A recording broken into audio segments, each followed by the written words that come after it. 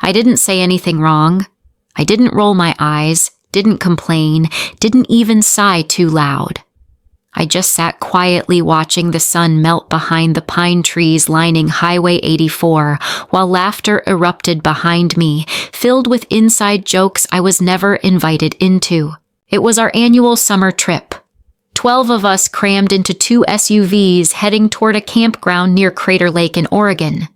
I had packed the snacks, helped load the luggage, even offered the front seat. And still I was the one they chose to ignore. "You're always so distant." "Come on, Brittany, lighten up." "You're too sensitive, seriously." I'd gotten used to it by now. They talked like my silence was a crime. But the truth is, I was silent because I knew if I spoke, they'd twist my words into punchlines. On the 4th day, we stopped at a rest area off the forest road so everyone could use the bathroom. I went in with one earbud still playing music. When I came out, both SUVs were gone. At first, I thought maybe they'd just moved to a different spot or gone for snacks. Then I saw it, a folded note taped to the wooden bench in handwriting I recognized instantly. Emily's. My half-sister. "Let's see if she can figure this one out." I froze. No engine sounds, no voices calling out. Just tall pines and the wind threading through the leaves like it knew something I didn't. It wasn't fear that hollowed me out. It was the laughter, the kind I could picture vividly echoing as they drove away. They thought it was funny. They thought leaving me behind was a joke. My name is Brittany. I didn't do anything wrong.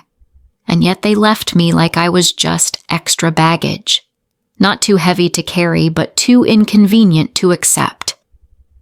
I sat there for what felt like hours, my back pressed against the splintered bench, that note trembling in my hand. My mind was blank numb. I didn't know whether to cry or scream. But then a cold realization crept in. They weren't coming back. I'd hoped at first. Maybe it was a twisted prank. Maybe in a few minutes they'd circle back laughing, recording for TikTok, captioning it something like, "When your sister can't take a joke." But with each passing minute, the forest grew darker. The laughter I imagined faded into silence. And I knew this was real. No phone signal, no gear, just a dim flashlight with a fading beam and a granola bar shoved deep in my coat pocket. I gathered some dry sticks from around the old fire pit, not to build a fire, I had no lighter, but just to keep my hands busy to stop my mind from unraveling. I sat down on the cold dirt, knees pulled to my chest, arms wrapped tight. I tried to remember how to breathe, but instead of air, memories came flooding in, getting locked out for forgetting the trash, missing the state art competition because my mom suddenly got sick. My sketchbook ripped and tossed like garbage by Bailey in middle school. And then I whispered it out loud for the first time, even if only to the trees. If I survive tonight, I'm never going back. It wasn't a threat, not a burst of rage, just a promise, quiet, sharp, and unshakable. That night stretched longer than any I'd known. I didn't cry. I didn't beg. I just laid there, curled on the forest floor, letting the wind thread through my hair and the silence settle into my bones. I wasn't the same Brittany anymore, not the girl who tried to shrink herself to fit into a family that never made room for her.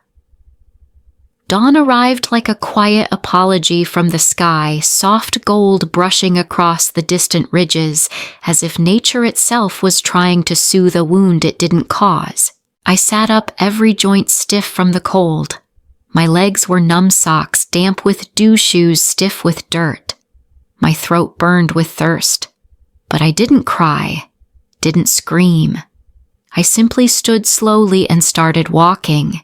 I had no idea where I was going. I just knew standing still wasn't an option. I headed toward where the trees thinned out, where the light seemed clearer. Every step was a quiet rebellion. Every breath was a statement, I'm still here. By late morning, I saw it, a stretch of blacktop cutting across nowhere. A 2-lane highway. I made it there, stood by the roadside, and stuck my thumb out with trembling fingers. A few cars sped by. No one stopped. Eyes averted. Then a dusty brown semi-truck slowed down. The brakes hissed like an old man sighing. The window rolled down and a man in his 60s leaned out. Gray, stubble-tired eyes. He looked at me carefully. "You okay, sweetheart?" he asked. I nodded, then shook my head. "I need a ride to the nearest town." He didn't ask for details, just opened the passenger door and said, "Name's Roy. You can ride up front long as you don't mind country music." Inside the cab, it smelled of worn leather, old coffee, and long roads. I sat stiffly, hugging my arms across my chest, afraid to fall apart. But Roy didn't push. He talked about the weather, wildfires up north, gas prices in Idaho. It was small talk, but it grounded me. He dropped me off at a tiny gas station just outside a place called Meridian Creek, a dot on the map with one diner, one post office, and a clerk half asleep behind the counter. I borrowed the landline. My thumb hovered over the digits I knew by heart, my mom's number, but I didn't press them. I didn't want to hear her voice. Not this time. Instead, I reached deeper into memory, a name I hadn't dared say out loud in years. "Robin," I said when the voice on the other end picked up. "It's Brittany." A pause. "Where are you?" she asked. I told her the name of the station. She didn't hesitate. "I'm coming to get you. Brittany, you're not theirs anymore." Robin pulled up to the gas station in an old forest green Jeep streaked with dust and 1,000 miles of stories. She didn't hug me. She didn't ask what happened. She just opened the door and said, "Hop in. We've got a bit of road ahead." We drove through winding back roads, tall pines arching overhead like a living cathedral. Robin didn't fill the silence with small talk. She didn't say, "Why didn't you call sooner?" She didn't need to. She just let me be quiet, and for the first time in years, that silence didn't feel like failure. Her cabin sat at the edge of a little town called Northwood, just outside Bend, Oregon. It was an old wooden house with a crooked roof tucked between rows of lodgepole pines and flanked by a creek that whispered against the rocks. She called it her escape pod. No air conditioning, no washer-dryer. But the breeze through the screen door made the whole place feel like it could exhale for you. Inside was a world of its own, shelves bowed under the weight of old novels and field guides, a cast-iron stove still warm from the morning fire, and 2 ancient cats, Pickle and Moss, who barely glanced up as I entered. Robin handed me a chipped mug of chamomile tea, laid a blanket on the couch, and said, "Bathrooms to the left. If the cats snore, don't take it personal." She didn't press me to explain, didn't prod or poke. She just was there, steady as a pine trunk. I sat wrapped in the blanket, listening to the house creak and settle, and realized this was the first time in forever that silence didn't scare me. That night I slept. No nightmares, no waking in tears, no kitchen to clean at midnight because the house energy felt off. The next morning, over eggs and toast, Robin slid a piece of paper across the table. A list of local places hiring scrawled in her neat handwriting. "This ain't a spa," she said, sipping coffee, "but work heals more than pity." I looked it over: a local food co-op, a hardware store, a small garage looking for help with inventory. No one here knew I was the girl who got left behind in the woods. Here I was, just Brittany trying. And for the first time, that felt like enough. One afternoon, Robin asked me to head up into the attic to fetch a box of old Christmas lights. I'd never been up there before. The stairs creaked under my weight, the air thick with dust and the smell of forgotten things. I expected a few strands of tangled bulbs and broken ornaments. What I found instead was a small cardboard box tucked behind a trunk of sweaters and a splintered easel. Scrawled across the top, L. Harper, return to sender. I opened it. Inside were dozens of letters, paper yellowed with age, tied together with a thin strand of twine. Each envelope had my name on it, written in a slanted script I didn't immediately recognize, until I saw the signature at the bottom. Leah Harper, my grandmother. I'd thought she forgot about me, but she hadn't. She'd been writing to me all along. The letters were filled with poems, sketches, even pressed flowers between the folds. Every word was a thread of love that had never reached its destination. Robin found me still sitting on the attic floor, surrounded by paper ghosts. "She sent them here," Robin said softly. "After your mom stopped accepting her mail, I couldn't throw them out. One letter stopped me cold. Dated the year after my father died. Your father set up a small trust fund in your name, Brittany, just in case. He wanted you to follow your art, even if your mom didn't see the point. If you're reading this, I hope you found it before they spent it." I sat there, breath frozen. No tears, no screaming. I just folded the letter, held it to my chest, and carried the box back downstairs. That night I sat at Robin's kitchen table, staring at my old sketchbook, the one I hadn't touched in a decade. The pages were brittle. Most were blank. But I remembered the feel of charcoal, the ache in my wrist. After hours lost in lines and light, I sharpened a pencil, and I started to draw. The first portrait I sketched was of my father, from memory. The soft smile from that old photo, his tired eyes, slightly crooked nose. But I didn't draw him as he was. I drew him as I imagined he would have looked today, sitting beside me, proud. The lines were shaky, the proportions off. But it was mine. After 10 years of silence, it was finally mine. I started working at Sunfield Co-op, a little local shop that sold organic grains, handmade soaps, and lavender lip balm to sunburned hikers and retired professors who brought their own jars. The work wasn't glamorous, stocking shelves ringing up kale sweeping floors. But no one barked orders. No one rolled their eyes when I spoke. Here I was, real, not a punchline. Cynthia, the manager, smiled with her whole face. "You've got an eye for detail," she said when she caught me arranging the spice jars by hue, even though no one had asked. It was the first time anyone had seen my precision as a gift instead of a flaw. That's when Travis Cole drifted into my life softly, almost imperceptibly. He fixed the co-op's delivery trucks. Broad shoulders, quiet hands, a voice like flannel, warm and worn in. And he always used my full name. Morning, Brittany Harper. Not hey, not sweetheart. My name like it mattered. Like I mattered. At first we just nodded in passing. Then one morning after my shift, he handed me a thermos of coffee. "You looked tired," he said. It wasn't a move. It was kindness. And that caught me off guard. I'd forgotten what it felt like to be cared for without strings attached. One afternoon, Robin asked me to pull down a box of holiday lights from the storage closet. In the process, I found her old laptop still functional. She tapped a few keys, then looked at me over her glasses.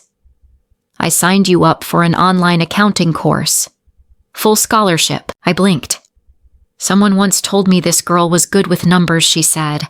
I believed them. At night, I propped the laptop on a stack of cookbooks and started studying. Accounting wasn't thrilling, but it felt like a puzzle. A logic I could shape. And this time, I wasn't using it to clean up someone else's chaos. I was learning to build something for myself. One day, Travis saw me organizing receipts in the back room and asked Juana try changing the spark plugs. I hesitated. He shrugged. "You've got steady hands, Harper. That's rare." I picked up the wrench. My fingers got greasy. My mind got quiet. No one hovering. No judgment. Just metal oil and the sense that for the first time, I was the one holding the tools. I thought the past would eventually dissolve like morning fog disappearing under the weight of sunlight. But then just before midnight, my phone lit up. Unknown number. I almost ignored it. But something made me answer. "This is Dylan Reeves," the voice said. "Clayton's son." I didn't respond. My stomach turned to ice.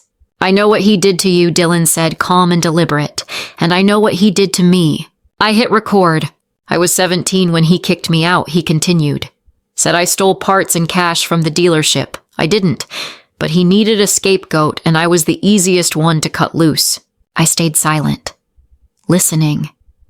Part of me couldn't believe I was hearing the voice of someone whose name was practically forbidden growing up. Dylan, the child Clayton never spoke of. "I saw your name in an article," he said. Figured, maybe you don't know the full story. The call ended abruptly. I stared at the ceiling, heart pounding. The past wasn't just calling. It was building a case. A few days later, a package arrived, no return address, just my name in hurried handwriting. Inside was a folder. Financial statements, invoices, forged signatures, all connected to the Harper Family Trust. Everything pointed to one name, Clayton Reeves. Dylan had added a note. He used the trust to float the dealership. On paper, it looked like a family business. In reality, he bled it dry. I didn't cry. I didn't rage. I did what I'd learned to do best: organize. I photographed every page, built folders labeled drives, made backup copies. I didn't know yet what I was going to do with all of it, but I knew one thing for sure. Next time they came looking for me, they weren't going to find the girl they abandoned in the woods. They were going to meet the woman who walked out and brought the receipts. I chose the diner in Boise for a reason-neutral ground, right between two lives, the one I built in Oregon and the one I buried in Utah. It had chipped booths, faded menus, and the kind of lighting that made everyone look tired. Perfect for facing people who hadn't changed in years. Robin came with me but sat 2 booths away, sipping coffee and staring out the window. That was her way of holding space, quiet strength without intrusion. I arrived early. They came late. Marcia rushed up to hug me like some bad daytime soap actress. I didn't hug back. Clayton sat down like it was just another business deal. "We need $20,000, he said, skipping pleasantries. Straight to the demand. Marcia chimed in, voice trembling. "Bailey's being sued. She didn't know what she was doing with that crypto stuff. She's just a girl." Bailey gave me a blank stare and smirked. "You're acting like we abandoned you. It was just a joke." Before I could reply, the door behind me opened. A voice cut through the room like a judge's gavel. "No, it wasn't." I turned. Kendra Walsh stood there holding a toddler on her hip. Her voice calm, her gaze unforgiving. "Bailey knew exactly what she was doing," she said. "Clayton pressured her to sell that crypto crap to keep his dealership afloat. They used Brittany's story, the whole reformed family narrative, as part of their pitch." Silence. No one denied it. Bailey stared at the floor. I reached into my bag, pulled out a small envelope, and slid it across the table. Clayton opened it. Inside, a check for $18.75, the exact price of a one-way bus ticket from the Sawtooth rest stop to Ogden, Utah 3 years ago. "That I said is all you're worth to me." His jaw tightened. "You think this makes you better than us?" Marcia crumbled, sobbing. "We're still family." Bailey scoffed. "You were never really one of us anyway." I stood. There was nothing left to say. Kendra sat beside me, didn't speak, just anchored the moment like someone who'd weathered the same storm. Outside, Boise was drenched in rain. Travis was waiting in the truck. Robin climbed in behind me, calm as ever. "You okay?" she asked softly. I looked at the windshield, the rain sliding down like it was rinsing the past away. And for the first time I answered with certainty, "I am now." A week after the diner showdown in Boise, I received a letter. No return address, but I knew the handwriting. It was Bailey. "I know I messed up. I was just a kid. I didn't understand what I was doing. Mom's in a bad way. I wish we could go back to when we were little. Please write back." I read it twice, then again. Not because it moved me, but because something about it felt familiar. Too familiar. I opened the small wooden box Leia had once given me, the one where I kept her old letters. At the bottom was a letter from Clayton written to my grandmother after she discovered his misuse of my trust fund. I laid the 2 letters side by side, and then I saw it line by line, punctuation, emotional rhythm. Identical. Not a real apology, not accountability. Just a recycled formula, a performance in ink. I took Bailey's letter and walked out to the studio behind my house, the space that used to be a tool shed, now my sanctuary. I lit the wood stove, its mouth glowing faint orange. I held the letter until the paper edges curled until the fire licked my fingertips. And then I let go. The letter floated upward, turned to ash, and disappeared. I whispered to the flame, "Some bridges are meant to burn, especially if you never want to go back." The next day another package arrived. No sender, just my name, Brittany Harper. Inside was an old sketchbook, my childhood one. The same one Bailey had torn up years ago, but now it had been carefully restored, pages, laminated creases, flattened corners gently mended. One drawing had survived untouched, my father brush in hand, eyes soft and proud. I didn't know who sent it. Maybe Dylan, maybe Kendra, maybe even Bailey this time through action, not words. But I realized I didn't need to know, because true kindness doesn't need a signature. I closed the book and smiled. I had burned what needed to burn, and what remained that I'd turn into something beautiful. I hung the portrait of my father by the living room window, right where the late afternoon sun warmed the wall each day. It wasn't just a drawing. It was a promise kept.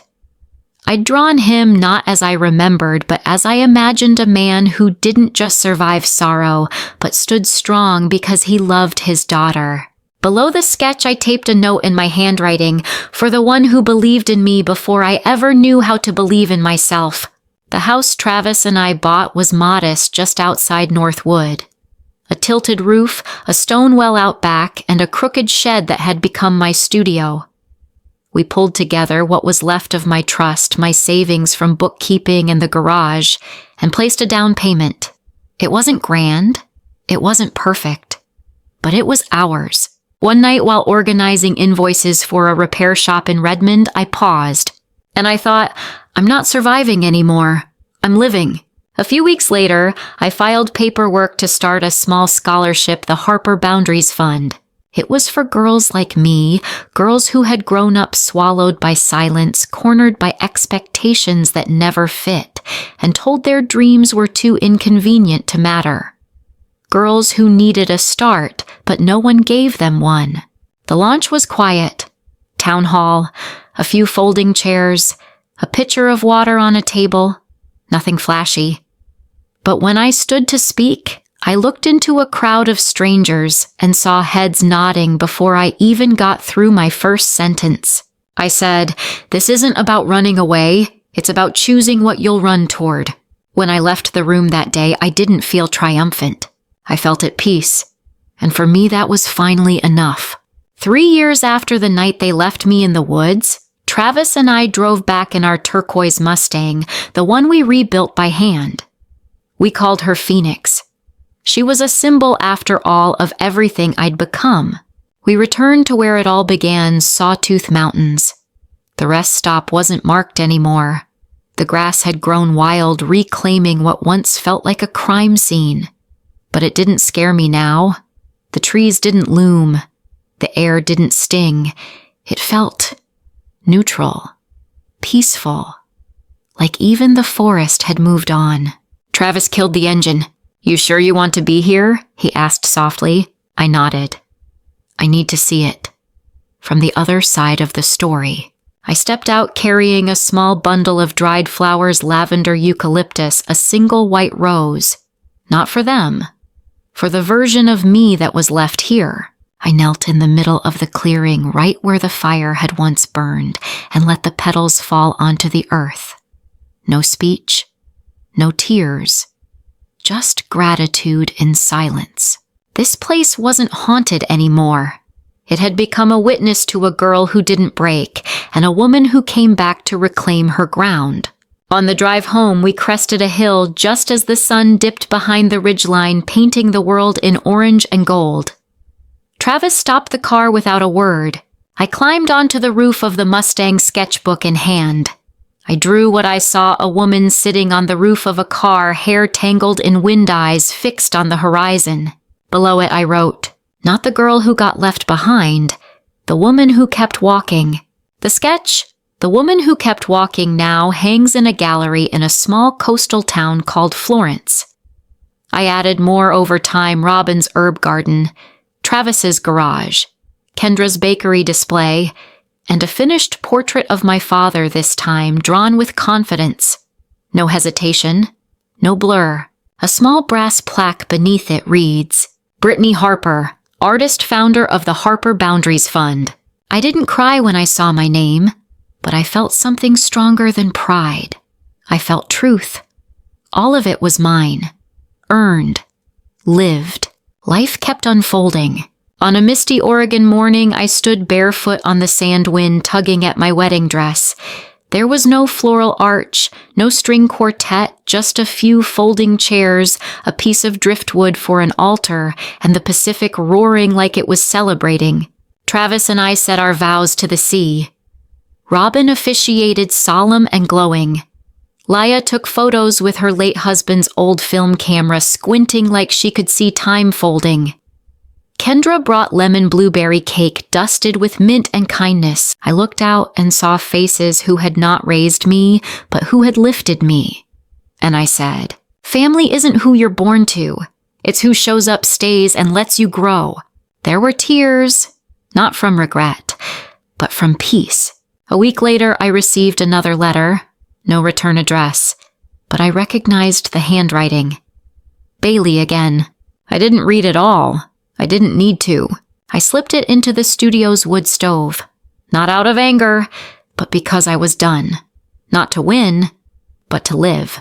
Later, I used part of what remained from the trust and my business savings to do something I had once wished someone would do for me. I started a scholarship for girls silenced by family, made to feel too sensitive too much, or not enough, when really they were just waiting for someone to believe in them. At the launch event, I spoke to a small room of strangers and said, not everyone needs to be rescued, but everyone deserves a road to rescue themselves.